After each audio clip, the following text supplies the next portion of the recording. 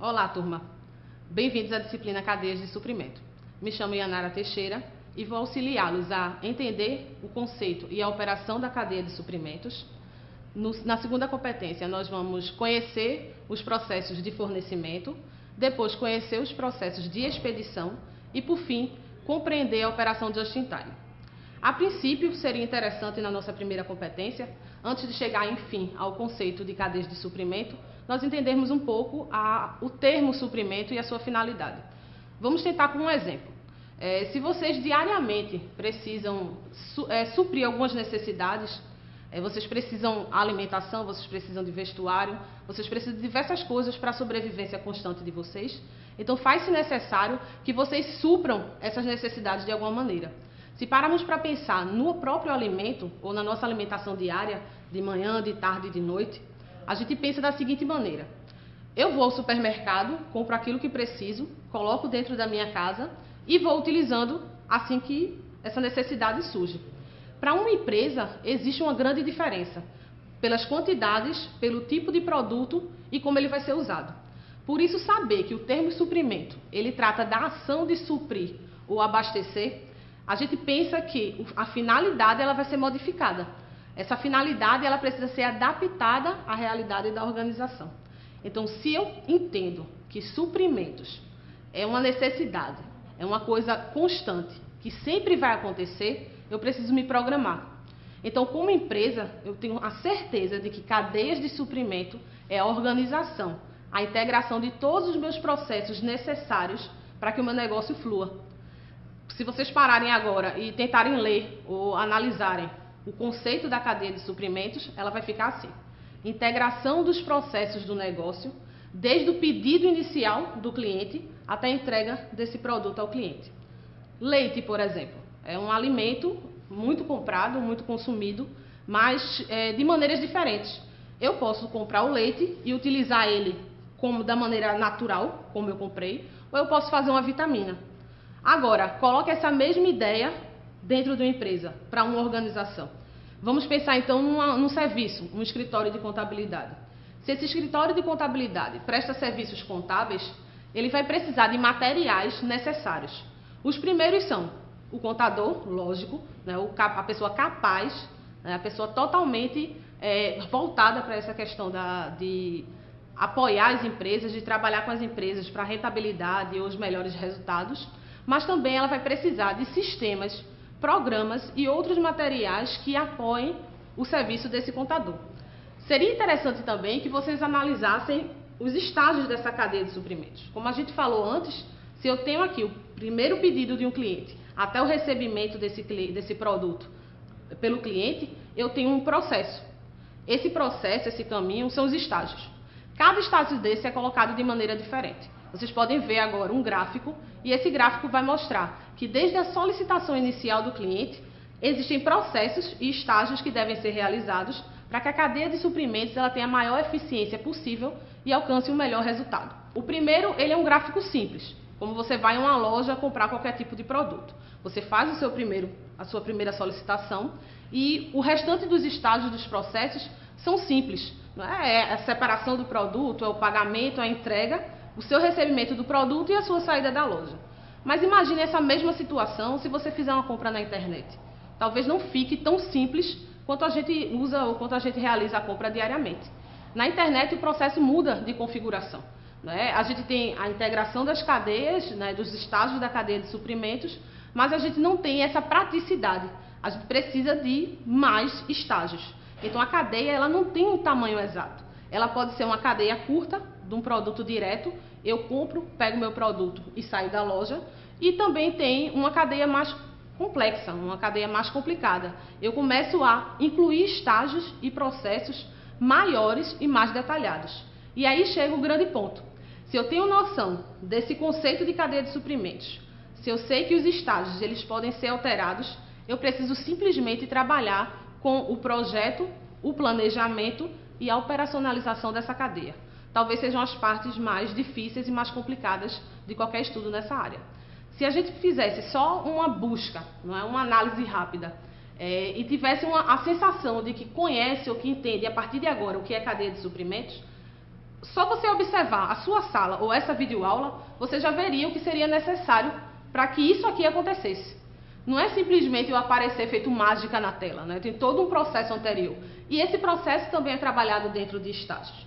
Então eu preciso primeiro, para trabalhar realmente a cadeia de suprimentos, eu preciso primeiramente trabalhar com o projeto dela. Será que ela vai ser curta? Será que ela vai ser longa? Que tipo de estágios eu devo incluir? Depois eu faço um planejamento. Será que é importante nesse planejamento eu incluir uma programação? Que tipo de ação vai acontecer? O que eu devo planejar realmente? No caso de uma loja, a loja virtual que a gente tinha acabado de comentar. Quando essa loja virtual, ela cria ou ela faz uma promoção, ela tem um planejamento de como a entrega desse produto vai ser feita. Ninguém vai querer participar ou comprar um produto, né, ter uma promoção e não receber o seu produto no momento que solicitou. Então, esses cuidados, eles fazem parte do processo da empresa, fazem parte da integração da cadeia de suprimentos. E para isso, para essa operacionalização acontecer, é necessário também que eu entenda os ciclos que envolvem ela. Assistam agora um vídeo sobre a cadeia de suprimentos para que fique mais fácil na mente de vocês. Welcome to Supply Chain Management. Now, I know most of you have spent your childhood evenings dreaming of taking your first Supply Chain Management course.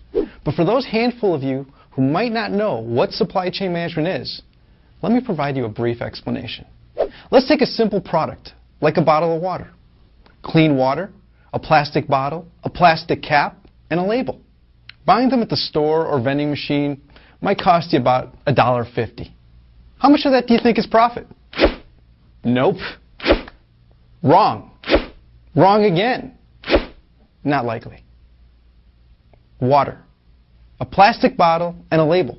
That couldn't cost more than 50 cents. And if you buy them in bulk, how could each bottle not give you at least $1 in profit? Seriously. If you think you can make $1 per bottle, you should drop out of college right now and get into the bottled water business.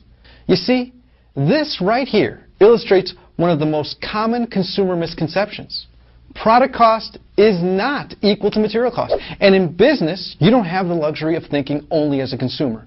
You need to think like a business executive. Or better yet, an entrepreneur. So, in order to figure out where all that profit went, we need to imagine what it took for that bottle of water to get into your hands. First, you need to negotiate the purchase of the empty bottles and caps. Those bottles will be much easier to transport if they're in boxes. We'll need to shrink wrap those bottles so they don't fall out of the box. We can move a whole lot of boxes quickly if they're all put on pallets. In order to move the pallets, you'll need a forklift, which means you'll need a forklift driver. That forklift will then take the pallet and put it into a truck, which will require a truck, driver, fuel, and insurance. Also, you'll need a label for that bottle of water. Therefore, you need to design the label, print the label, and get the label shipped to the plant. Another truck, driver, more fuel, and insurance. Our water bottling plant won't be free, and neither will the energy it uses. In our bottling plant, we'll have employees and bottling machines, and let's not forget the day-to-day items like light bulbs, garbage bags, machine parts, janitorial supplies, toilet paper, and anything else that will be used at the plant by the employees. Oh yeah, and we'll also need access to the drinking water. Machines will then purify the water. Other machines will bottle the water and affix the labels to the bottles. And still, another set of machines will box, shrink wrap, and then palletize the bottles. In order to move those pallets, again, you'll need a forklift, which means we'll need another forklift driver. That forklift will then take the pallets and put them into trucks headed to the distribution centers. And, as we've seen, those trucks will require drivers, fuel, and insurance. Those distribution centers will also require employees, forklifts, and energy. From the distribution center, they'll head out to retail stores on still another truck, which will require a driver, fuel, and insurance. That store will need employees to unload the truck, stock the bottles of water on the shelf or refrigerator. If you have a refrigerator, you'll of course need energy. If we want to secure our stock, we may get a security guard or a security system. And of course, the store will likely get insurance. Also, imagine the costs associated with returning and replacing bottles that are damaged. Oh, And for some reason, even bottles of water sometimes have 1-800 numbers, which means you'll need a staffed call center to answer the customer's questions about your bottle of water. Wow! All those materials, boxes, people, machines, buildings, energy, fuel, and vehicles, they cost money. Those things weren't free, and they probably weren't used efficiently, and it's likely that several bottles didn't survive the journey to the consumer. Oh, and by the way, the employees at the water company, you know, the ones that work in finance, accounting, marketing, human resources, and IT, they want a paycheck too. So, through that simple example of a super simple product, we're beginning to see that companies face challenges when they buy things, make things, move things, sell things, and service things, which includes repair and maintenance.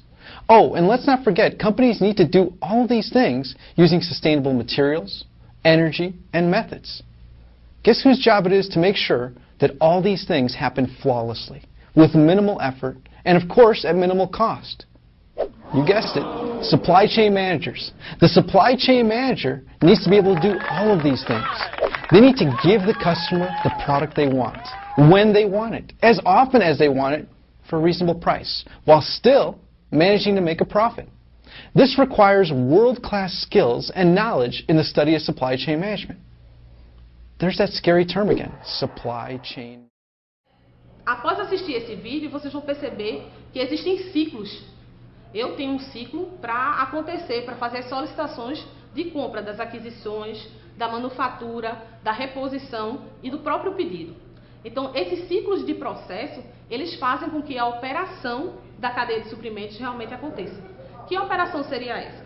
Quando você, cliente, faz um pedido, eu tenho um tipo de ciclo, o ciclo do pedido do cliente. Se de repente a empresa precisar comprar algum produto, como um carro, a montadora ela não fabrica o pneu, ela compra o pneu de uma outra empresa. Então seria uma aquisição.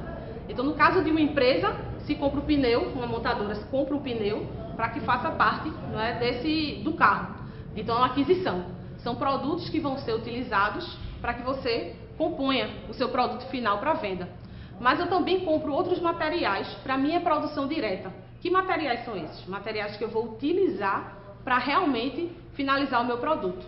Um caso clássico é material de escritório.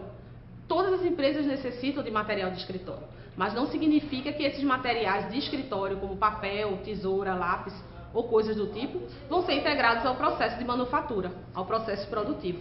O cuidado total na cadeia de suprimentos é entender esses ciclos de maneira separada, operacionalizar esses ciclos de maneira eficiente, ou seja, da melhor forma possível, para que no final você consiga ter o ponto do pedido perfeito do cliente, o processo de atendimento melhor ainda, de maneira otimizada, e o resultado, a satisfação e na necessidade do cliente sendo satisfeita. Então, o cliente realmente tem o produto que ele queria.